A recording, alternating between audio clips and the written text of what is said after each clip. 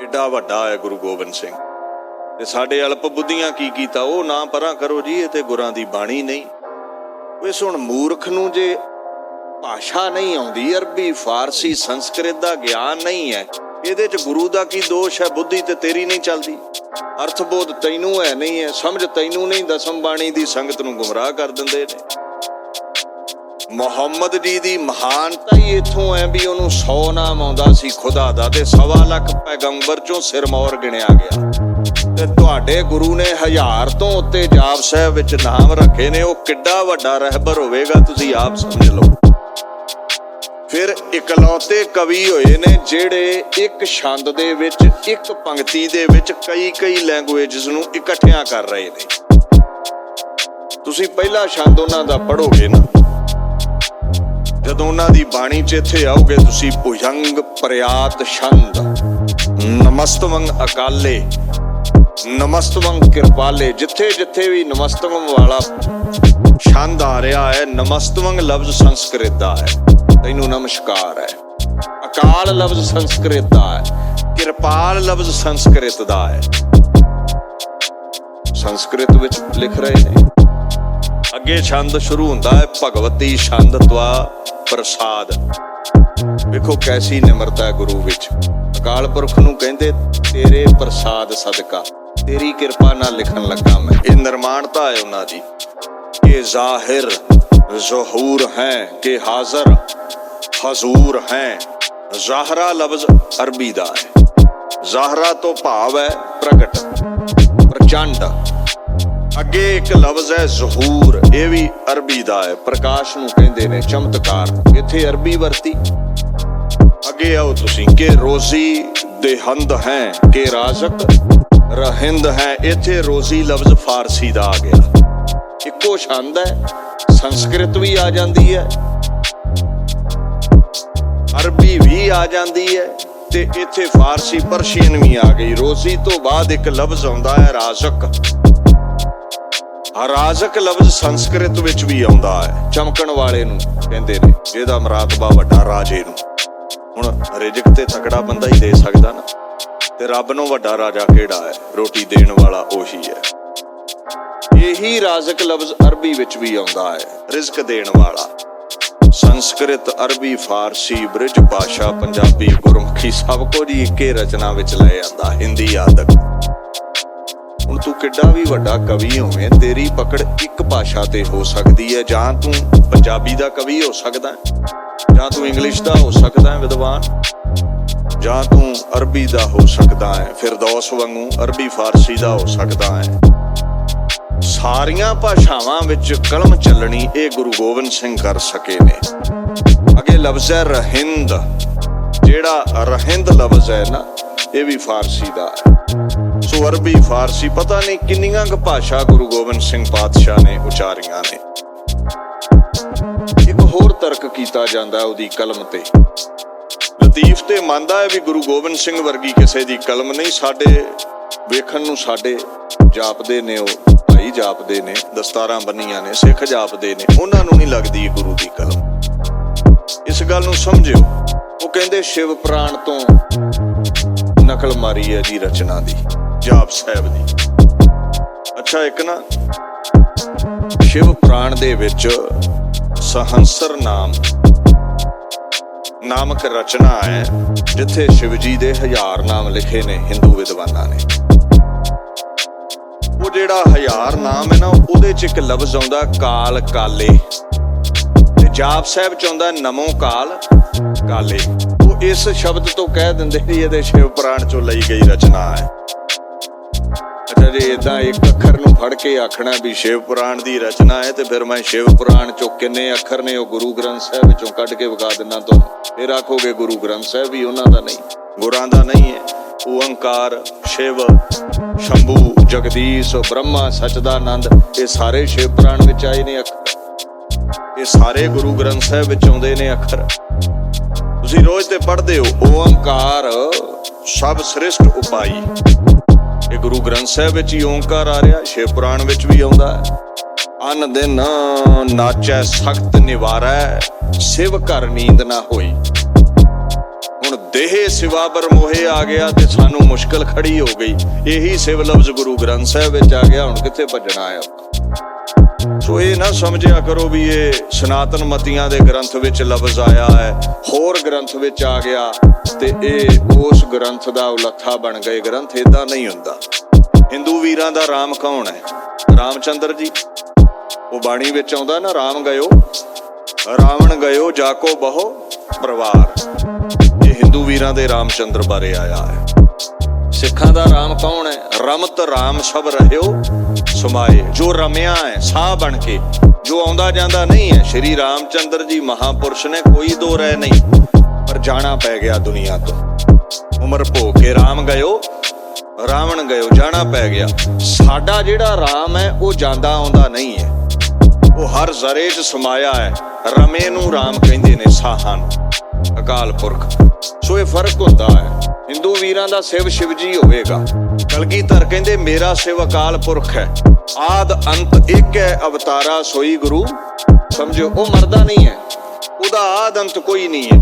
ਕਹਿੰਦੇ ਜਿਹੜੀ ਸ਼ਿਵ ਜੀ ਦੀ ਬਾਤ ਹੈ ਉਹ ਮੈਂ ਤੁਹਾਨੂੰ ਦੱਸ ਦਿੰਨਾ। ਦਸਮ ਵਿੱਚ ਹੀ ਉਹਨਾਂ ਨੇ ਇੱਕ ਪੰਕਤੀ ਲਿਖੀ, ਏਕ ਸ਼ਿਵ ਭਏ ਏਕ ਗਏ ਏਕ ਫਿਰ ਭਏ, ਰਾਮਚੰਦਰ ਕ੍ਰਿਸ਼ਨ ਕੇ ਅਵਤਾਰ ਵੀ ਅਨੇਕ ਹੈ। ਉਹਦੇ ਨਾਲ ਹੀ ਕਲਗੀਧਰ ਪਾਤਸ਼ਾਹ ਨੇ ਲਿਖ ਦਿੱਤਾ ਵੀ ਉਹ ਸ਼ਿਵ ਨਹੀਂ ਹੈ ਜਿਸ ਤੋਂ ਮੈਂ ਵਰ ਮੰਗਿਆ ਹੈ। ਇਹ ਕੌਣ ਹੈ? ਦੇਹ ਸਿਵਾਬਰ ਮੋਹੇ ਹੈ। ਇਹ ਸਿਵਾ ਉਹ ਹੈ, ਫਿਰ ਧਿਆਨ ਦਿਓ, ਆਦ ਅੰਤ ਇੱਕ ਹੈ, ਅਵਤਾਰਾ ਸੋਈ ਗੁਰੂ, ਜੋ ਜੰਮਦਾ ਮਰਦਾ ਨਹੀਂ ਹੈ, ਸਦੀ ਵੀ ਹੈ। ਸੋ ਸਾਨੂੰ ਸਮਝਣਾ ਪੈਂਦਾ ਹੈ ਵੀ ਚਾਹੇ ਅਲਫਾਜ਼ ਉਹੀ ਨੇ, ਸਾਡੇ ਲਈ ਰਾਮ ਲਫ਼ਜ਼ ਦੇ ਅਰਥ ਹੋਰ ਨੇ, ਸਨਾਤਨ ਮਤੀਆਂ ਲਈ ਰਾਮ ਲਫ਼ਜ਼ ਦੇ ਅਰਥ ਹੋਰ ਨੇ। ਇੱਕ ਤੁਹਾਨੂੰ ਸੌਖੀ ਉਦਾਹਰਣ ਦਿੰਦਾ, ਇੱਕ ਪਾਕ ਲਫ਼ਜ਼ ਹੈ, ਪਾਕ। ਤੁਸੀਂ ਸੰਸਕ੍ਰਿਤ ਵਿੱਚ, ਹਿੰਦੀ ਵਿੱਚ ਇਹਦੇ ਅਰਥ ਪੜ੍ਹੋ ਤੇ ਰਸੋਈ ਨੂੰ ਪਾਕ ਕਹਿੰਦੇ ਨੇ, ਪਾਕਸਾਲ, ਕਿਚਨ ਨੂੰ। ਤੁਸੀਂ ਫਾਰਸੀ ਵਿੱਚ ਪਾਕ ਲਫ਼ਜ਼ ਦੇ ਅਰਥ ਪੜ੍ਹੋ ਤੇ ਪਵਿੱਤਰ ਨੂੰ ਕਹਿੰਦੇ ਨੇ। ਜਿਵੇਂ ਆਉਂਦਾ ਨਾ ਬਾਣੀ 'ਚ, ਅੱਲਾਹ ਪਾਕੰ ਪਾਕ ਹੈ। ਹੁਣ ਪੰਜਾਬੀ 'ਚ ਪੁੱਛੋ ਵੀ ਪਾਕ ਕੀ ਹੈ, ਤੇ ਉਹ ਪੱਸ ਨੂੰ ਕਹਿੰਦੇ ਨੇ ਜਿਹੜੀ ਜ਼ਖਮ 'ਚ ਪਈ ਹੁੰਦੀ ਹੈ। ਇਹ ਫਿਰ ਝਗੜਾ ਖੜਾ ਹੋ ਸਕਦਾ ਇਸ ਗੱਲ ਤੇ। ਪੰਜਾਬੀ 'ਚ ਉਹਦਾ ਅਰਥ ਹੀ ਹੋਰ ਬਣ ਗਿਆ, ਅਰਬੀ ਵਿੱਚ, ਫਾਰਸੀ ਵਿੱਚ ਉਹਦਾ ਅਰਥ ਹੋਰ ਬਣ ਗਿਆ। ਹੁਣ ਪਰਸ਼ੀਅਨ ਪੜ੍ਹਨ ਵਾਲਿਆਂ ਨੂੰ, ਸਨਾਤਨ ਮਤੀਆਂ ਨੂੰ, ਪੰਜਾਬੀਆਂ ਨੂੰ ਪੁੱਛੋ, ਇਹਨਾਂ ਦੇ ਅਰਥ ਵੱਖੋ ਵੱਖਰੇ ਨੇ। ਸੋ ਇਹ ਭੁਲੇਖਾ ਨਾ ਖਾਇਆ ਕਰੋ, ਕਈ ਸ਼ਿਵ ਪੁਰਾਣ ਨਾਲ ਜੋੜੀ ਜਾਣਗੇ ਜਾਪ ਸਾਹਿਬ ਨੂੰ। ਖੈਰ, ਲਤੀਫ ਕਹਿੰਦਾ ਗੁਰੂ ਗੋਬਿੰਦ ਸਿੰਘ ਦੇ ਹੱਥ ਕਲਮ ਵੇਖੀ, ਇਉਂ ਜਾਪਿਆ ਉਹਦੇ ਵਰਗਾ ਕੋਈ ਕਵੀ ਨਹੀਂ ਹੈ। ਕਹਿੰਦਾ ਮੈਂ ਫਿਰ ਕੀ ਵੇਖਦਾ ਹਾਂ, ਉਹ ਕਲਮ ਰੱਖ ਕੇ ਹੱਥ ਵਿੱਚ ਤਲਵਾਰ ਫੜ ਲੈਂਦਾ ਹੈ।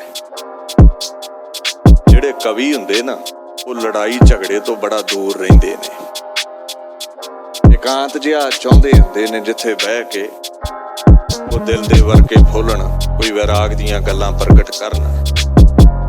ਕਵੀ ਦੀ ਕਲਮ ਚੱਲ ਸਕਦੀ ਹੈ, ਬੜੀ ਤਿੱਖੀ ਧਾਰ ਹੋ ਸਕਦੀ ਹੈ, ਵੱਡਾ ਲਿਖਾਰੀ ਹੋ ਸਕਦਾ, ਪਰ ਓਨੀ ਰਫ਼ਤਾਰ ਨਾਲ ਤਲਵਾਰ ਨਹੀਂ ਚਲਾ ਸਕਦਾ।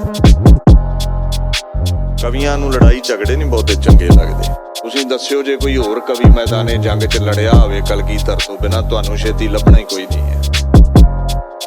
ਉਹ ਕਹਿੰਦਾ ਉਸੇ ਹੱਥ ਵਿੱਚ ਤਲਵਾਰ ਫੜ ਲਈ ਤੇ ਭੰਗਾਣੀ ਦਾ ਯੁੱਧ ਪਏ ਲੜਦੇ ਨੇ।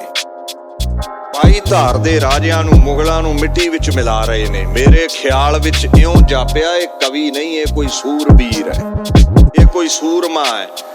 ਇਹਦੀ ਤਲਵਾਰ ਦੀ ਧਾਰ ਕਲਮ ਵਾਂਗ ਤਿੱਖੀ ਹੈ, ਇਹਦੀ ਤੀਰ ਦੀ ਨੋਕ ਕਹਿੰਦੇ ਕਲਮ ਨਾਲ ਰਲਦੀ ਮਿਲਦੀ ਹੈ। ਦੇਖੋ, ਜਿੰਨੀ ਰਫ਼ਤਾਰ ਨਾਲ ਕਲਮ ਚੱਲਦੀ ਹੈ, ਕਵੀ ਦੀ ਤਲਵਾਰ ਨਹੀਂ ਚੱਲੇਗੀ। ਜਿੰਨੀ ਰਫ਼ਤਾਰ ਨਾਲ ਸੂਰਮੇ ਦੀ ਤਲਵਾਰ ਚੱਲਦੀ ਹੈ, ਯਾਦ ਰੱਖਿਓ, ਸੂਰਮਾ ਕਲਮ ਨਹੀਂ ਚਲਾ ਸਕਦਾ। ਪਰ ਗੁਰੂ ਗੋਬਿੰਦ ਸਿੰਘ ਹੀ ਐਸੀ ਹਸਤੀ ਹੋਏ ਨੇ, ਜਿਤਨੀ ਤਾਕਤ ਉਹਨਾਂ ਦੀ ਕਲਮ ਵਿੱਚ ਹੈ। ਜ਼ਫਰਨਾਮੇ ਦੀ ਲਿਖਤ ਨੇ ਹੀ ਔਰੰਗਜ਼ੇਬ ਮਾਰ ਦਿੱਤਾ ਸੀ। ਜਦੋਂ ਇੰਨੀ ਗੱਲ ਲਿਖੀ ਨਾ ਕਲਗੀਧਰ ਪਾਤਸ਼ਾਹ ਨੇ ਕਿ ਦਾਰ ਆਏ ਦੌਰਸਤ ਦੂਰਸਤ ਦੀ, ਔਰੰਗਜ਼ੇਬ ਰੱਬ ਤੋਂ ਦੂਰ ਹੈ ਤੂੰ, ਕੇਵਲ ਪਖੰਡ ਦਾ ਲਿਬਾਸ ਪਾਇਆ ਹੈ, ਦੋਜਕ ਦੀ ਅੱਗ ਵਿੱਚ ਤੂੰ ਸੜੇਗਾ, ਕਿਉਂਕਿ ਤੂੰ ਸਾਰੀ ਉਮਰ ਕੁਫਰ ਤੋਲਿਆ ਹੈ। ਤੇ ਜਦੋਂ ਅੱਗੇ ਕਲਗੀਧਰ ਨੇ ਲਿਖਿਆ ਨਾ ਵੀ ਮੇਰਾ ਤੂੰ ਕੁਝ ਨਹੀਂ ਵਿਗਾੜ ਸਕਿਆ, ਉਹਨੂੰ ਹੈਰਾਨੀ ਇਸ ਗੱਲ ਦੀ ਹੋਈ ਵੀ 4 ਬੱਚੇ ਸ਼ਹੀਦ ਹੋ ਗਏ ਨੇ। ਕਿਸੇ ਬਾਪ ਦਾ ਚੌਹਾਂ ਚੋਂ ਇੱਕ ਵੀ ਮਰ ਜਾਵੇ ਤੇ ਬਾਪ ਕੰਧ ਵਿੱਚ ਟੱਕਰਾਂ ਮਾਰ ਕੇ ਮਰ ਜਾਂਦਾ ਹੈ। ਤੇ 4 ਮਰਵਾ ਕੇ ਲਿਖ ਕੀ ਰਹੇ ਨੇ ਔਰੰਗਜ਼ੇਬ ਨੂੰ, ਕਹਿੰਦੇ ਚਿਹੇ ਮਰਦੀ ਕੇ ਅਖਗਰ ਖਾਮੋਸ਼ਾ ਕੂਨੀ ਕਿ ਆਤਿਸ਼ ਦਾ ਮਾਰਾ ਫਰੋਜ਼ਾ ਕੂਨੀ। ਜ਼ਫਰਨਾਮੇ ਵਿੱਚ ਲਿਖਦੇ ਨੇ, ਕਹਿੰਦੇ ਤੂੰ ਕੁਝ ਵੀ ਨਹੀਂ ਕੀਤਾ, ਇਹ ਕੋਈ ਵੱਡੀ ਗੱਲ ਨਹੀਂ ਹੈ, 4 ਚੰਗਿਆੜੀਆਂ ਹੀ ਬੁਝਾਈਆਂ ਨੇ। ਇਹ ਗੁਰੂ ਗੋਬਿੰਦ ਸਿੰਘ ਭਾਂਬੜ ਅਜੇ ਮੱਚ ਰਿਹਾ ਹੈ। ਇਹ ਔਰੰਗਜ਼ੇਬ ਖਾਲਸਾ ਭਾਂਬੜ ਵਾਂਗ ਮੱਚ ਰਿਹਾ ਹੈ, ਜਿਹੜਾ ਦਿੱਲੀ ਦੇ ਤਖਤ ਨੂੰ ਸਾੜ ਕੇ ਸੁਆਹ ਕਰੇਗਾ।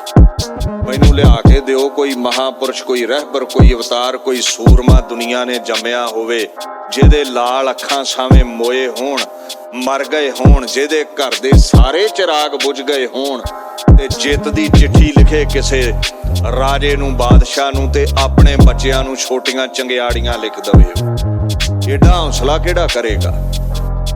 ਨਮੋਸ਼ੀ ਵਿੱਚ ਹੀ ਔਰੰਗਜ਼ੇਬ ਖਤਮ ਹੋ ਗਿਆ। ਚਿੰਤਾ, ਡਿਪਰੈਸ਼ਨ ਲੈ ਗਿਆ ਉਸ ਨੂੰ ਵੀ ਮੈਂ ਤੇ ਸਮਝਦਾ ਗੁਰੂ ਗੋਬਿੰਦ ਸਿੰਘ ਜਿੱਤ ਲਿਆ, ਮੈਂ ਤੇ ਸਮਝਦਾ ਉਹਦੇ ਬੱਚੇ ਮਾਰ ਦਿੱਤੇ ਮੈਂ।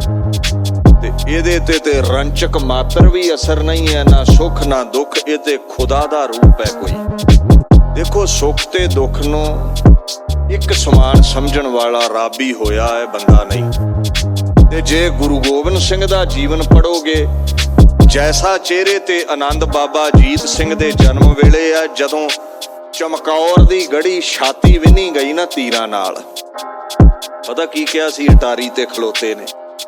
ਅੱਲਾ ਯਾਰ ਖਾਨ ਲਿਖਦੇ ਨੇ, ਸ਼ਾਬਾਸ਼ ਪਿਸਰ ਖੂਬ ਦਾਲੇਰੀ ਸੇ ਲੜੇ ਹੋ, ਹਾਂ ਕਿਉਂ ਨਾ ਹੋ ਗੋਬਿੰਦ ਕੇ ਫਰਜ਼ੰਦ ਬੜੇ ਹੋ। ਸ਼ਾਬਾਸ਼ ਪੁੱਤਰਾ, ਬੜੀ ਦਲੇਰੀ ਨਾਲ ਲੜਿਆ ਏ। ਲੜਦਾ ਵੀ ਕਿਉਂ ਨਾ, ਗੁਰੂ ਗੋਬਿੰਦ ਸਿੰਘ ਦਾ ਲਖਤੇ ਜਿਗਰ ਸੀ, ਜੀਵਨ ਸਫਲਾ ਕਰ ਗਿਆ ਹੈ। ਔਲਾਦ ਨਾ ਹੋਵੇ ਤੇ ਦਰ ਦਰ ਤੇ ਟੱਕਰਾਂ ਮਾਰਦੇ ਆ, ਨੱਕ ਰਗੜਦੇ ਆ। ਜੇ ਅੱਖਾਂ ਸਾਹਮਣੇ ਔਲਾਦ ਚਲੀ ਜਾਵੇ ਤੇ ਬੰਦਾ ਵੈਰਾਗ ਵਿੱਚ ਹੀ ਮੁੱਕ ਜਾਂਦਾ ਹੈ। ਇਹ ਗੁਰੂ ਗੋਬਿੰਦ ਸਿੰਘ ਹੈ, ਨਾ ਆਏ ਦੀ ਖੁਸ਼ੀ ਨਾ ਗਏ ਦਾ ਕੰਮ। ਇਹ ਰੱਬ ਦੇ ਕੋਲ ਬਰਕਤਾਂ ਨੇ, ਬੰਦੇ ਕੋਲ ਨਹੀਂ ਹੁੰਦੀਆਂ। ਤੁਹਾਨੂੰ ਲੱਭੇਗਾ ਕੋਈ ਨਹੀਂ। ਉਹ ਏਡੀ ਵੱਡੀ ਹਸਤੀ ਹੈ। ਖੈਰ ਕਈ ਜੰਗਾਂ ਉਸਨੇ ਲੜੀਆਂ। ਲਤੀਫ ਕਹਿੰਦਾ ਉਹ ਕਵੀ ਏਦਾਂ ਤਲਵਾਰ ਚਲਾ ਹੀ ਨਹੀਂ ਸਕਦਾ, ਇਹ ਤੇ ਕੋਈ ਸੂਰਮਾ ਪਿਆ ਜਾਪਦਾ ਹੈ। ਅੱਲਾ ਯਾਰ ਖਾਨ ਨੇ ਇੱਕ ਬਚਨ ਲਿਖਿਆ ਸੀ, ਕਹਿੰਦਾ ਅਦਾ ਨੇ ਕਭੀ ਤੁਝਕੋ ਸੰਭਲਨੇ ਨਾ ਦਿया था, आराम से पहलू को कभी बदलने ना दिया था, गुलशन को तेरे कभी फूलने फलने ना दिया था, कांटा दिले पर खून से कभी निकलने ना दिया था, जिस रन में लड़ा बेसरो सामान लड़ा तू, 100 सिंह लिए लाखों पे जा जा के पड़ा। ये तेरी हस्ती है गुरु गोबिंद सिंह। इकट्ठ वेख के लोग डरते ने, तू इकट्ठ वेख के ताला बोल दिंदा सी। आ मुट्ठी पर सिंह लैके लखां ना तू टकराउंदा सी। ऐसी ओदी हस्ती हुई है। इनू बाणी कहदी सतगुर जेवड़ अवर ना कोए, गुरपार ब्रह्म परमेश्वर सोए। गुरु ते परमेश्वर एक ने। इदां दी उदाहरण तुहानू नहीं मिले। तुसीं इतिहास पढ़ो। रामचंद्र जी महापुरुष होए ने, पर जंग बराबर दी है। दूजे बने रावण भी राजा है ते रामचंद्र जी चाहे युद्धया चो आए ने, जंगल विच ने, पर बड़े बड़े सूरबीर हनुमान जी वर्गे बड़े बड़े उन्हां दे साथ ने। बड़ी फौज है उन्हां कोल। सावां जंग चल रहा है। श्री कृष्ण जी एक पक्ष विच खड़े हो गए पांडवां दे। कौरवां नाल जंग है। अद्धे राजे कौरवां वल ने, अद्धे पांडवां वल ने। बराबर दा जंग है। बड़े वड्डे जंग होए ने, महाभारत दा, रामायण दा। हुण गुरु गोबिंद सिंह पातशाह दे कोल बराबर दी फौज नहीं है। केवल 40 सिंह। फारसी दी रचना है गुर सिंही चेकारे कुनद चेहल नर के दहलक बरायत बरो बेखबर। 40 भुखे सिंह ते 10 लाख दा घेरा, ये बराबर नहीं है। ते 10 लाख फौज भी गुरु गोबिंद सिंह नूं बंदी ना बना सके, पकड़ ना सके, खत्म ना कर सके। ਫਿਰ ਅੰਦਰ ਝਾਤ ਮਾਰਨੀ ਪਵੇਗੀ ਵੀ ਗੁਰੂ ਗੋਬਿੰਦ ਸਿੰਘ ਕੋਈ ਆਮ ਇਨਸਾਨ ਨਹੀਂ ਹੈ। ਆਮ ਹੁੰਦਾ ਤੇ 40 ਨੂੰ 400 ਬੰਦਾ ਹੀ ਨੱਪ ਲੈਂਦਾ ਹੈ, ਮੁਸ਼ਕਾਂ ਬੰਨ ਕੇ ਦਿੱਲੀ ਲੈ ਜਾਂਦੇ। ਅੱਲਾ ਯਾਰ ਖਾਂ ਕਹਿੰਦੇ ਉਹ ਆਮ ਨਹੀਂ ਹੈ। ਫਿਰ ਧਿਆਨ ਦਿਓ, ਜਿਸ ਰਨਮੇ ਲੜਾ ਬੇਸਰੋ ਸਾਮਾਨ ਲੜਾ ਤੂੰ, ਤੇਰੇ ਕੋਲ ਬਰਾਬਰ ਦਾ ਸਮਾਨ ਨਹੀਂ ਸੀ ਦਿੱਲੀ ਫੌਜਾਂ ਦੇ, ਬਰਾਬਰ ਦੀਆਂ ਫੌਜਾਂ ਨਹੀਂ ਸੀ, ਬਰਾਬਰ ਦੇ ਹਥਿਆਰ ਨਹੀਂ ਸੀ। ਕਿਰਪਾਨਾਂ ਸਨ ਉਹ ਵੀ ਖੁੰਡੀਆਂ ਹੋਈਆਂ, ਵਰਸ਼ੇ ਸਨ ਉਹ ਵੀ ਖੁੰਡੇ ਹੋਏ। ਥੋੜੇ ਤੇਰੇ ਕੋਲ ਭੁੱਖੇ ਸਿੰਘ ਸਨ, ਪਰ ਐਸਾ ਸੂਰਬੀਰ 10 ਲੱਖ ਦੇ ਘੇਰੇ ਨੂੰ ਤੋੜ ਕੇ ਨਿਕਲ ਜਾਵੇ, ਕਹਿੰਦਾ ਉਹਦੇ ਵਰਗਾ ਸੂਰਮਾ ਕੋਈ ਨਹੀਂ ਹੋਇਆ। ਅੱਲਾ ਯਾਰ ਖਾਂ ਕਹਿੰਦੇ ਇੱਕ ਬੜਾ ਕਮਾਲ ਦਾ ਜੰਗ ਉਹਨਾਂ ਦਾ ਮਿਲਦਾ ਹੈ। ਆਨੰਦਪੁਰ ਨੂੰ ਘੇਰਾ ਪੈ ਗਿਆ 1704 ਈਸਵੀ 1761 ਬਿਕਰਮੀ ਸੰਮਤ। ਮਈ ਦਾ ਮਹੀਨਾ ਹੈ। ਹੁਣ ਜ਼ੋਰ ਲਾ ਕੇ ਥੱਕ ਗਏ ਨੇ ਰਾਜੇ ਪਹਾੜੀ। ਔਰੰਗਜ਼ੇਬ ਦੀਆਂ ਫੌਜਾਂ ਵੀ ਗੁਰੂ ਗੋਬਿੰਦ ਸਿੰਘ ਕਾਬੂ ਨਹੀਂ ਆਉਂਦਾ। ਕਿਲੇ ਚੋਂ ਨਿਕਲਦਾ ਹੈ, ਹਜ਼ਾਰਾਂ ਸਿਪਾਹੀਆਂ ਨੂੰ ਖਪਾ ਕੇ ਫਿਰ ਕਿਲੇ 'ਚ ਚਲਿਆ ਜਾਂਦਾ ਹੈ। ਇਹਨੂੰ ਖਤਮ ਕਿਵੇਂ ਕਰੀਏ? ਉੱਥੇ ਵੀ ਲੱਖਾਂ ਦਾ ਘੇਰਾ ਹੈ। ਦੇਖੋ 2-2.5 ਲੱਖ ਦਾ ਘੇਰਾ ਤੇ ਮਾਮੂਲੀ ਗੱਲ ਸਮਝੀ ਜਾਂਦੀ। ਉਹਦਾ ਕਾਰਨ ਹੈ ਇੱਕ ਉੱਤਰ ਭਾਰਤ ਦੀ ਸਾਰੀ ਫੌਜ ਸੀ ਅਨੰਦਪੁਰ ਦੇ ਘੇਰੇ, ਜਿਹਦੇ ਵਿੱਚ ਵਜ਼ੀਰ ਖਾਂ ਸੂਬਾ ਸਰਹੰਦ ਦੀਆਂ ਫੌਜਾਂ, ਜਲੰਧਰ ਸੂਬੇ ਦੀਆਂ ਫੌਜਾਂ, ਕਸ਼ਮੀਰੀ ਸੂਬੇ ਦੀਆਂ ਫੌਜਾਂ, ਲਾਹੌਰ ਸੂਬੇ ਦੀਆਂ ਫੌਜਾਂ ਤੇ 22 ਰਾਜਿਆਂ ਦੀਆਂ ਫੌਜਾਂ, 22 ਧਾਰ ਦੇ ਰਾਜੇ। 2-2.5 ਲੱਖ ਤੇ ਮਾਮੂਲੀ ਗੱਲ ਹੈ ਵੀ ਫੌਜ ਹੋਵੇਗੀ। ਇੱਕ ਪਰਸ਼ੀਅਨ ਦੇ ਵਿੱਚ ਅਲਫਾਜ਼ ਤੁਹਾਨੂੰ ਲਿਖਿਆ ਹੋਇਆ ਉਕਰਿਆ ਹੋਇਆ ਮਿਲੇਗਾ, ਉਹ ਹੈ ਅਦਾ ਕੀ ਫੌਜ ਕੇ ਨਾ ਸ਼ੁਮਾਰੋ ਹਿਸਾਬ ਥੇ। ਦੁਸ਼ਮਣ ਦੀ ਫੌਜ ਦਾ ਹਿਸਾਬ ਨਹੀਂ ਲਾਇਆ ਜਾ ਸਕਦਾ ਕਿੰਨੀ ਸੀ, ਪਰ ਗੁਰੂ ਦੇ ਕੋਲ ਥੋੜੀਆਂ ਹੀ ਫੌਜਾਂ ਸਨ। ਹੁਣ ਉਹ ਲਿਖਦੇ ਨੇ ਕਵੀ ਜੀ, ਜਿਸ ਦਮ आनंदपुर में सतगुर मुकीम थे, हमगाह घर के लोग थे और कुछ नदीम थे, किले को घेरे चारों तरफ से गनीम थे, टूटे से रिज़्क दिल ਸਿੰਘੋ ਦੋ ਨੀਮ थे। ਭੁੱਖੇ ਸਿੰਘ, ਹਜ਼ਾਰਾਂ ਲੱਖਾਂ ਦਾ ਘੇਰਾ ਤੇ ਅੰਦਰ ਮੁੱਠੀ ਪਰ ਫੌਜਾਂ, ਪਰ ਕਲਗੀਧਰ ਨਹੀਂ ਹਾਰਦੇ। ਹੁਣ ਰਾਜੇ ਸੀ ਬੈਠੇ ਸਲਾਹ ਕਰਨ, ਚੌਪੜ ਖੇਡ ਰਹੇ ਸਨ। ਗੁਰੂ ਗੋਬਿੰਦ ਸਿੰਘ ਨੂੰ ਹਰਾਉਣਾ ਕਿਵੇਂ? ਸਲਾਹਾਂ ਚੱਲ ਰਹੀਆਂ ਨੇ। ਜ਼ੇਰ ਦਸਤ ਖਾਂ ਬੈਠਾ ਹੈ, ਵਜ਼ੀਰ ਖਾਂ ਬੈਠਾ ਹੈ, 22 ਧਾਰ ਦੇ ਸਾਰੇ ਹੀ ਤਕਰੀਬਨ ਰਾਜੇ ਭੀਮ ਚੰਦ ਕਹਿਲੂਰੀਏ ਹੁਣੀ ਬੈਠੇ ਨੇ। ਨਾਲ ਚੌਪੜ ਖੇਡਣ, ਜੂਆ ਖੇਡਣ ਤੇ ਨਾਲ ਵਿਉਂਤਾਂ ਕਰਨ ਵੀ ਗੁਰੂ ਗੋਬਿੰਦ ਸਿੰਘ ਨੂੰ ਕਿੱਦਾਂ ਫੜਨਾ ਹੈ। ਇਹ ਕਲਮ ਵਾਲੇ ਹੱਥਾਂ ਦੀ ਤਾਕਤ ਵੇਖਿਓ। ਹੁਣ ਉਸ ਕਵੀ ਦੀ ਤਾਕਤ ਵੇਖਿਓ। ਲਤੀਫ ਐਵੇਂ ਨਹੀਂ ਕਹਿੰਦਾ ਵੀ ਉਹਦੇ ਵਰਗਾ ਸੂਰਮਾ ਕੋਈ ਨਹੀਂ ਹੈ। ਹਜੇ ਬੈਠੇ ਚੌਪੜ ਖੇਡ ਰਹੇ ਨੇ, ਪਲੰਗੇ ਤੇ ਬੈਠੇ ਆਸਣ ਲੱਗੇ ਹੋਏ ਨੇ। ਇੱਕ ਖਬਰਾ ਤੀਰ, ਵੱਡਾ ਤੀਰ ਆ ਕੇ ਨਾ ਪਾਵੇ ਵਿੱਚ ਲੱਗਦਾ ਹੈ। ਪਾਵਾ ਟੁੱਟ ਗਿਆ, ਕੰਚਨ ਜੜਤ ਹੈ। ਤੀਰ ਆ ਕੇ ਲੱਗਿਆ, ਪਾਵਾ ਗਿਆ ਟੁੱਟ, ਪਾਵੇ ਤੋਂ ਡਿੱਗ ਪਈ। ਕਵੀ ਸੰਤੋਖ ਸਿੰਘ ਜੀ ਮਹਾਰਾਜ ਸੂਰਜ ਪ੍ਰਕਾਸ਼ ਗ੍ਰੰਥ ਅੰਦਰ ਲਿਖਦੇ ਨੇ, ਕਰ ਉਦੇਸ਼ ਸੂਬਾ ਜਹ ਬੈਠਿਓ, ਤਿਤ ਕੋ ਸਤਗੁਰ ਤਿਆਗਾ, ਹੋਤੋ ਪ੍ਰਯੰਕ ਥਿਰਿਓ ਜਿਸ ਉਪਰ, ਪਾਵੇ ਜੈ ਸਰ ਲਾਗਾ। ਕਹਿੰਦੇ ਕੰਨ ਤਾਈਂ ਖਿੱਚ ਕੇ ਕਲਗੀਧਰ ਨੇ ਤੀਰ ਛੱਡਿਆ। ਜਿਹੜੇ ਪਲੰਗੇ ਤੇ ਬੈਠੇ ਇਹ ਖੇਡ ਰਹੇ ਸਨ ਜੂਆ, ਚੌਪੜ ਉਹਦੇ ਪਾਵੇ ਨੂੰ ਲੱਗਾ ਹੈ। ਉਹ ਪਾਵਾ ਫਟ ਗਿਆ, ਪਾਵਾ ਟੁੱਟ ਗਿਆ, ਤਰਬਕ ਕੇ ਥੱਲੇ ਡਿੱਗੇ। ਫਿਰ ਕੱਪੜੇ ਕੁਪੜੇ ਝਾੜ ਕੇ ਉੱਠ ਪਏ ਵੀ ਇਹ ਕੀ ਬਣਿਆ ਹੈ। ਉਹ ਤੀਰ ਕੱਢਿਆ ਪਾਵੇ ਚੋਂ। ਜ਼ੇਰ ਦਸਤ ਖਾਂ ਨੇ ਤੀਰ ਹੱਥੀਂ ਕੱਢਿਆ ਤੇ ਵਜ਼ੀਰ ਖਾਂ ਨੂੰ ਕਹਿੰਦਾ ਵੀ ਇਹ ਤੀਰ ਕਿਸ ਦਾ ਹੋ ਸਕਦਾ ਹੈ ਜਿਹਨੂੰ ਸੋਨਾ ਲੱਗਾ ਹੈ। ਕਲਗੀਧਰ ਬੜੇ ਦਰਿਆ ਦਿਲ ਸਨ ਵੀ ਕੋਈ ਸੂਰਮਾ ਮੇਰੇ ਤੀਰ ਦਾ ਸ਼ਿਕਾਰ ਹੋਵੇ, ਇਹਦੀ ਅੰਤਮ ਕਿਰਿਆ ਕਰਨ ਲਈ ਵੀ ਮੈਂ ਨਾਲ ਹੀ ਖਰਚਾ ਇਹਦੇ ਦੇ ਦੇਵਾਂ। ਐਸੇ ਦਰਿਆ ਦਿਲ ਸਨ। ਜ਼ੇਰ ਦਸਤ ਨਿਜ ਦਸਤ ਨਿਖਾਸਿਓ, ਕਹੈ वजीद खां संगा, इतनी दूर सर पहुंचियो जिनको कहां ओज निज अंगा।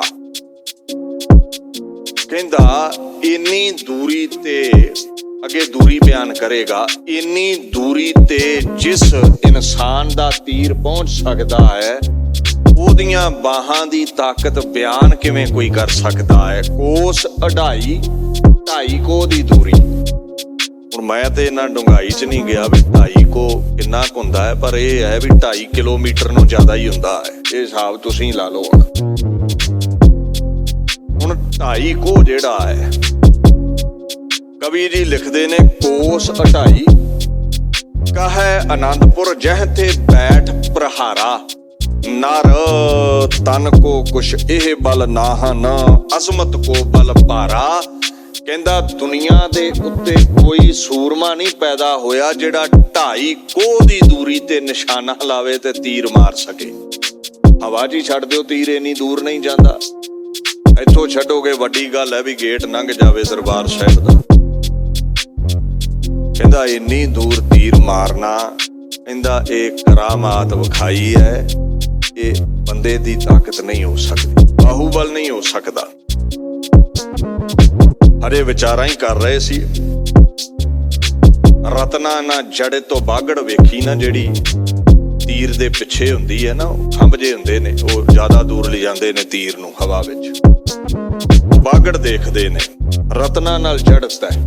ਕਹਿੰਦੇ ਏਡਾ ਕਿਹੜਾ ਸੂਰਮਾ ਹੈ। ਪਹਿਚਾਣ ਆ ਗਈ ਵੀ ਗੁਰੂ ਗੋਬਿੰਦ ਸਿੰਘ ਦਾ ਤੀਰ ਹੈ। ਕਹਿੰਦੇ ਸ਼ੁਕਰ ਕਰੋ ਇਹ ਪਲੰਗੇ ਦੀ ਜਗ੍ਹਾ ਸਾਡੀ ਇੱਕ ਵਿੱਚ ਨਹੀਂ ਵੱਜ ਗਿਆ। ਇੱਕ ਕੋਲੋਂ ਕਹਿੰਦਾ ਵੀ ਜਿਹੜਾ ਪਲੰਗੇ ਦਾ ਨਿਸ਼ਾਨਾ ਲਾ ਸਕਦਾ, ਉਹਦੇ ਲਈ ਹਿੱਕ ਦਾ ਨਿਸ਼ਾਨਾ ਲਾਉਣਾ ਕਿੰਨਾ ਔਖਾ ਹੈ। ਇਹ ਤੇ ਵੱਡੇ ਭਾਗ ਸਮਝੋ ਵੀ ਸਾਡੇ ਨਾਲ ਖੁਦ ਖੁਦਾ ਆਪ ਮੈਦਾਨੇ ਜੰਗ ਵਿੱਚ ਲੜ ਰਿਹਾ ਹੈ, ਸਾਨੂੰ ਦਿਦਾਰੇ ਦੇ ਰਿਹਾ ਹੈ। ਨਹੀਂ ਤੇ ਜਿਹੜਾ 2.5 ਕੋਹ ਤੋਂ ਪਲੰਗੇ ਦਾ ਪਾਵਾ ਵਿੰਨ ਸਕਦਾ ਹੈ, ਉਹਦੇ ਲਈ ਹਜ਼ਾਰਾਂ ਫੌਜਾਂ ਮਿੱਟੀ 'ਚ ਮਿਲਾਉਣੀਆਂ ਕੋਈ ਵੱਡੀ ਗੱਲ ਨਹੀਂ ਹੈ। ਅਰੇ ਸੋਚ ਰਹੇ ਨੇ,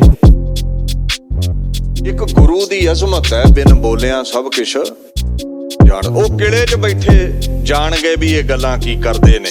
ਇੱਕ ਚਿੱਠੀ ਲਿਖਦੇ ਨੇ, ਇੱਕ ਚਿੱਠੀ ਲਿਖ ਕੇ ਨਾ ਤੀਰ ਨਾਲ ਬੰਨ੍ਹਦੇ ਨੇ। ਦਾਨਸ਼ ਵੰਦਨ, ਦਾਨਸ਼ ਕੀਨਸ ਵਿਦਿਆ ਕੋ ਅਭਿਆਸਾ, ਕਰਹਿ ਨਿਤਾ ਪ੍ਰਤ ਹੋਏ ਤੇ ਪ੍ਰਾਪਤ, ਸੁਭਟ ਧਰੈ ਪਰਵਾਸਾ। ਚਿੱਠੀ 'ਚ ਕੀ ਲਿਖਿਆ? ਕਹਿੰਦੇ ਮੈਂ ਕਰਾਮਾਤ ਨਹੀਂ ਵਿਖਾਈ, ਮੈਂ ਤੇ ਅਭਿਆਸ ਹੀ ਇੰਨਾ ਕੀਤਾ ਹੈ, ਤੀਰ ਅੰਦਾਜ਼ੀ ਦਾ ਇਹ ਮੇਰੇ ਅਭਿਆਸ ਦਾ ਨਤੀਜਾ ਹੈ। ਤੁਸੀਂ ਦਾਨਿਸ਼ਵੰਦੋ, ਸਿਆਣੇ ਹੋ ਤੁਸੀਂ ਅੰਦਾਜ਼ਾ ਲਾ ਸਕਦੇ ਹੋ। ਜਿਹੜਾ ਨਿੱਜ ਬਲ ਨੂੰ ਪ੍ਰਗਟ ਕਰਨਾ ਚਾਹਵੇ, ਰੋਜ਼ ਅਭਿਆਸ ਕਰੇ, ਉਹ ਬਰਕਤ ਪ੍ਰਗਟ ਹੋ ਜਾਂਦੀ ਹੈ। ਅਸੀਂ ਜੰਗ ਵਿੱਚ ਕਰਾਮਾਤ ਨਹੀਂ ਵਿਖਾਉਣੀ, ਕਰਾਮਾਤ ਵਿੱਚ ਸ਼ਰਸਾਰ ਨੇ, ਪਰ ਕਹਿੰਦੇ ਲੋੜ ਨਹੀਂ ਹੈ ਮੈਨੂੰ ਕਰਾਮਾਤ ਵਿਖਾਉਣ ਦੀ। ਬਾਹਾਂ ਦਾ ਬਲ ਹੀ ਬੜਾ ਹੈ ਤੁਹਾਨੂੰ ਨਜਿੱਠਣ ਦੇ ਲਈ। ਉਹ ਚਿੱਠੀ ਲਿਖੀ, ਸਿੰਬਲ ਦੇ ਰੁੱਖ ਹੇਠ ਬੈਠੇ ਨਾ ਇਹਨਾਂ ਪਲੰਗਾ ਆਸਣ ਬਦਲ ਲਏ ਤੇ ਫਿਰ ਚੌਪਰ ਖੇਡਦੇ ਗੱਲਾਂ ਕਰਦੇ ਨੇ। ਹੁਣ ਉੱਥੇ ਬੈਠੇ ਹੋਏ ਨੇ, ਚਿੱਠੀ ਲਿਖ ਕੇ ਪਾਤਸ਼ਾਹ ਨੇ ਤੀਰ ਨਾਲ ਫਿਰ ਬੰਨੀ ਹੈ। ਮਸਲਤ ਚੱਲ ਰਹੀ ਸੀ ਸਿੰਬਲ ਦੇ ਰੁੱਖ ਦੇ ਹੇਠ, ਤੇ ਮਹਾਰਾਜ ਨੇ ਤੀਰ ਖਿੱਚ ਕੇ ਛੱਡਿਆ। ਉਹ ਜਿਹੜੇ ਰੁੱਖ ਥੱਲੇ ਬੈਠੇ ਨੇ ਸਿੰਬਲ ਦੇ ਰੁੱਖ ਵਿੱਚ ਆ ਕੇ ਲੱਗਾ। ਭੀਤ ਹੋ ਗਏ, ਡਰਦੇ ਸਹਿਤ ਹੋ ਗਏ। ਜਦੋਂ ਭੈ ਦੇ ਵਿੱਚ ਹੋਏ ਨੇ, ਦੀਨ ਦੁਨੀਆ ਦੇ ਮਾਲਕ ਗੁਰੂ ਗੋਬਿੰਦ ਸਿੰਘ ਬਾਬਤ, ਰਾਜਿਆਂ ਬਾਬਤ ਕਵੀ ਸੰਤੋਖ ਸਿੰਘ ਲਿਖਦੇ ਨੇ, ਅਚਰਜ ਅਪਰ ਵਿਚਾਰੋ ਚਿਤ ਮੇ, ਹਮ ਤੁਮ ਬਾतें ਕੀਨੀ, ਕੋਸ 2.5 ਪਰਸੋਂ ਬੈਠੇ ਤੇਠਾਂ ਸਗਰੀ ਚੀਨੀ।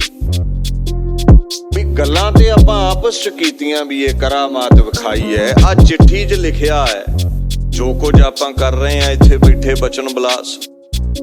ਇਹ 2.5 ਕੋਹ ਤੇ ਬੈਠੇ ਨੇ, ਕਿਵੇਂ ਬੁੱਝ ਲਿਆ ਵੀ ਅਸੀਂ ਗੱਲਾਂ ਕਿਹੜੀਆਂ ਕਰਦੇ ਆ। ਕਹਿੰਦੇ ਐਸੇ ਅਜ਼ਮਤੀ ਗੁਰੂ ਦੀ ਬਰਾਬਰੀ ਕੀ ਕਰ ਸਕਦੇ ਆ, ਪਰ ਔਰੰਗਜ਼ੇਬ ਦਾ ਵੀ ਹੁਕਮ ਹੈ, ਹੁਣ ਮੁਕਾਬਲਾ ਕਰਨਾ ਪਵੇਗਾ। ਇਹ ਤੇ ਇੱਕ ਤੀਰ ਨਾਲ ਜੰਗ ਦੀ ਸਮਾਪਤੀ ਕਰ ਦਵੇ, ਇੱਕ ਅੱਧਾ ਜਰਨੈਲ ਫੁੰਡ ਦਵੇ। ਤੇ ਹਰੇ ਬਚਨ ਬਲਾਸ ਕਰਦੇ ਨੇ, ਨਾਲ ਵਡਿਆਈ ਪ੍ਰਗਟ ਹੁੰਦੀ ਹੈ ਵੀ ਗੁਰੂ ਏਡਾ ਬਲੀ ਹੈ। ਬਾਣੀ ਨੇ ਇੱਕ ਗੱਲ ਕਹੀ, ਕਹਿੰਦੇ ਤੇਰੇ ਸਾਹਮਣੇ ਗਿਣਤੀ ਹੋਵੇ ਨਾ, ਤੂੰ ਡਰ ਸਕਦਾ ਹੈ।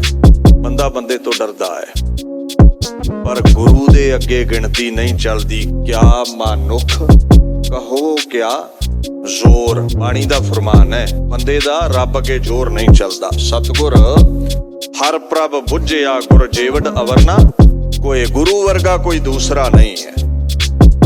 ਲਤੀਫ ਲਿਖਦੇ ਨੇ, ਕਹਿੰਦੇ ਕਲਮ ਫੜਦਾ ਹੈ ਤੇ ਇਹਦੇ ਵਰਗਾ ਕਵੀ ਕੋਈ ਨਹੀਂ, ਤਲਵਾਰ ਫੜਦਾ ਹੈ, ਤੀਰ ਕਮਾਨ ਫੜਦਾ ਹੈ ਤੇ ਇਹਦੇ ਵਰਗਾ ਸੂਰਮਾ ਕੋਈ ਨਹੀਂ। ਤੀਜਾ ਗੁਣ ਬਿਆਨ ਕਰਦੇ ਨੇ, ਕਹਿੰਦੇ ਮੈਂ ਦੇਖਿਆ ਉਹ ਜੰਗ ਜਿੱਤ ਕੇ ਨਾ ਤਖਤ ਤੇ ਬਹਿ ਗਿਆ, ਜਿਵੇਂ ਗੁਰੂ ਗ੍ਰੰਥ ਸਾਹਿਬ ਅੱਜ ਬੈਠੇ ਨੇ, ਤਖਤ ਤੇ ਬੈਠ ਗਏ, ਵਾਹਿਦ ਅੱਲਾ ਦਾ ਉਪਦੇਸ਼ ਦਿੰਦੇ ਨੇ ਤੇ ਮੈਨੂੰ ਕੋਈ ਰਹਿਨਮਾ, ਕੋਈ ਰਹਿਬਰ, ਮੈਨੂੰ ਕੋਈ ਗੁਰੂ ਪੀਰ ਜਾਪੇ ਨੇ। ਹੁਣ ਅਧਿਆਤਮਕ ਦੁਨੀਆ ਵਿੱਚ ਵਿਚਰਨ ਵਾਲਾ ਸੰਤ ਇਹ ਜੰਗ ਥੋੜਾ ਲੜਦਾ ਹੈ।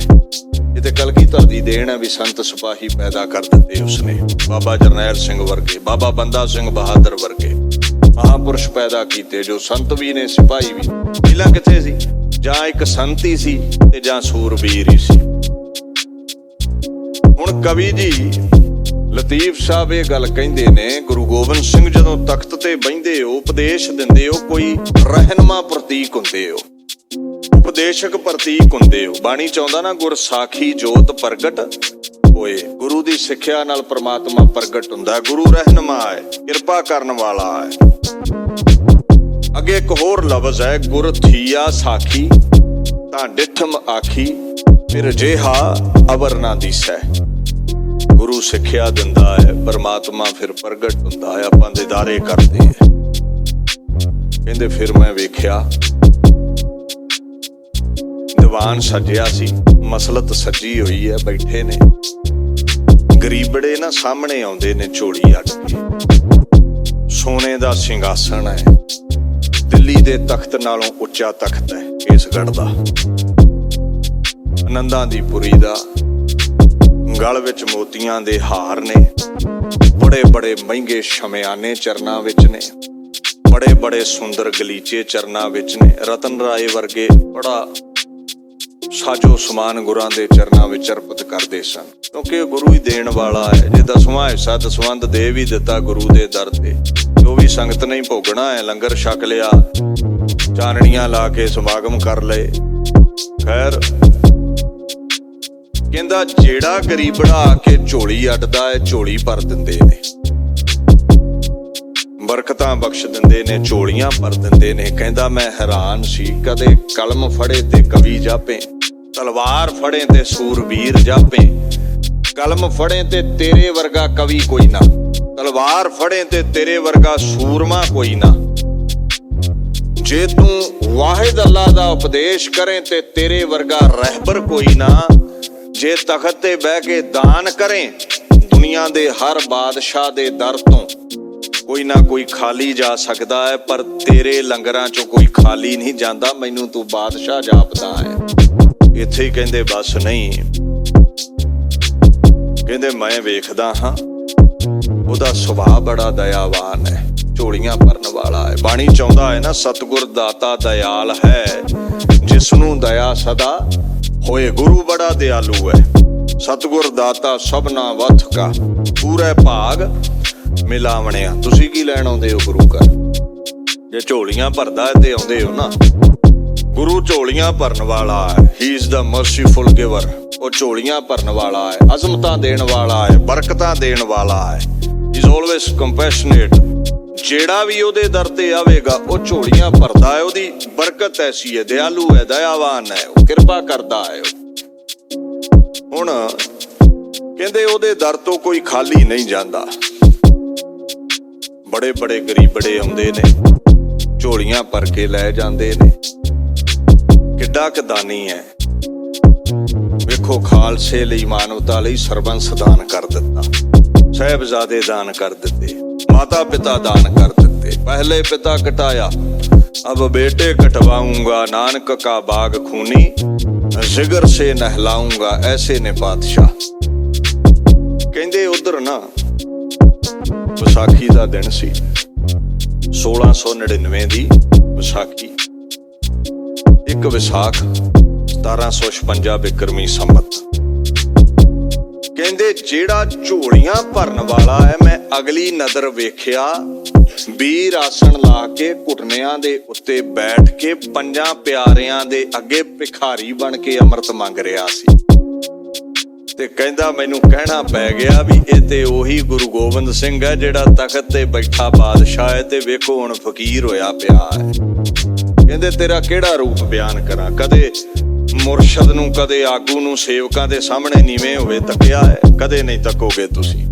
ਇਹ ਕੇਵਲ ਗੁਰੂ ਗੋਬਿੰਦ ਸਿੰਘ ਐਸਾ ਕਰ ਸਕਦੇ ਨੇ। ਤਾਂ ਹੀ ਭਾਈ ਨੰਦ ਲਾਲ ਨੂੰ ਕਹਿਣਾ ਪੈ ਗਿਆ, ਹੱਕ ਹੱਕ ਅੰਦੇਸ਼ ਗੁਰੂ ਗੋਬਿੰਦ ਸਿੰਘ ਬਾਦਸ਼ਾਹ ਦਰਵੇਸ਼। ਗੁਰੂ ਗੋਬਿੰਦ ਸਿੰਘ ਬਾਦਸ਼ਾਹ, ਝੋਲੀਆਂ ਭਰਨ ਵਾਲਾ। ਦਰਵੇਸ਼ ਦੇ ਅਰਥ ਸਮਝਿਓ, ਇਹ ਫਾਰਸੀ ਦਾ ਲਫ਼ਜ਼ ਹੈ ਦਰ ਆਵੇਸ਼। ਦਰ ਕਹਿੰਦੇ ਨੇ ਦਰਵਾਜ਼ੇ ਨੂੰ, ਆਵੇਸ਼ ਕਹਿੰਦੇ ਨੇ ਲਟਕਿਆ ਰਹਿਣ ਵਾਲਾ, ਟੰਗਿਆ ਰਹਿਣ ਵਾਲਾ। ਅਕਾਲ ਪੁਰਖ ਦੇ ਦਰ ਤੇ ਲਟਕਿਆ ਰਹਿਣ ਵਾਲਾ, ਇੱਕੇ ਦਰ ਦਾ। ਉਹ ਕੌਣ ਹੁੰਦਾ ਹੈ? ਫਕੀਰ, ਕੋਈ ਸੰਤ, ਕੋਈ ਨਿਰਮਾਣ ਹਸਤੀ, ਨਿਮਰਤਾ ਵਾਲਾ। ਕਹਿੰਦੇ ਕਿਧਰੇ ਤੂੰ ਬਾਦਸ਼ਾਹ ਜਾਪੇ, ਕਿਧਰੇ ਤੂੰ ਫਕੀਰ ਜਾਪੇ। ਤਾਂ ਹੀ ਕਿਹਾ ਨਾ ਭਾਈ ਗੁਰਦਾਸ ਦੂਜੇ ਨੇ, ਪੀਵੋ ਕੌਹਲ ਖੰਡ ਧਾਰ ਹੋਏ ਜਨਮ ਸੁਹੇਲਾ, ਗੁਰ ਸੰਗਤ ਕੀਨੀ ਖਾਲਸਾ ਮਨ ਮੁਖੀ ਦੁਹੇਲਾ। ਵਾਹੋ ਵਾਹੋ ਗੋਬਿੰਦ ਸਿੰਘ ਆਪੇ ਗੁਰ ਚੇਲਾ ਦਰਵੇਸੀ, ਕੋ ਜਾਣ ਸੀ ਵਿਰਲਾ ਕੋ ਦਰਵੇਸ਼। ਲਤੀਫ ਲਿਖਦੇ ਨੇ, ਕੀ ਲਿਖਾਂ, ਲਿਖਣ ਲੱਗਾ ਸੀ ਮੈਂ ਕਲਮ ਵੇਖ ਕੇ ਲਿਖਾਂ ਇਹ ਬੜਾ ਮਹਾਨ ਕਵੀ ਹੈ, ਇਹਨੇ ਤਲਵਾਰ ਚੁੱਕ ਲਈ।